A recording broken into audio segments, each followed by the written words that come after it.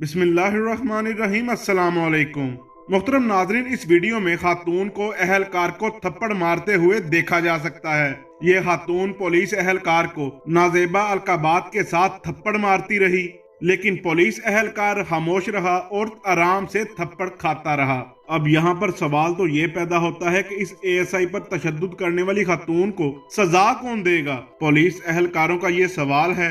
नाजरीन, पहले पुलिस वाले मुल्जमान पर तशद्दुद किया करते थे, लेकिन अब एहलकारों पर भी हाथ उठने लगे हैं। पहले पंजाब पुलिस के तशद्दुद के वाकयात की वीडियोस तो मंजर आम पर आती रहती हैं, लेकिन अब जो ये वीडियो वायरल हो रही है, इसमें एक खातून पुलिस एहलकार को ही थप्पड़ मार रही है। इस बारे में पुलिस एहलकारों का कहना था कि ये जो खातून पुलिस एहलकार को थप्पड़ मार रही है, इसकी तलाश करके इसको सजा दी जाएगी और इसके खिलाफ कानूनी कार्रवाई की जाएगी। दोस्तों, आप लोगों की इस बारे में क्या राय है? अपनी राय का इजहार कमेंट्स में जरूर कीजिएगा। मिलते हैं किसी अगली वीडियो में, तब तक के लिए अल्लाह हाफिज।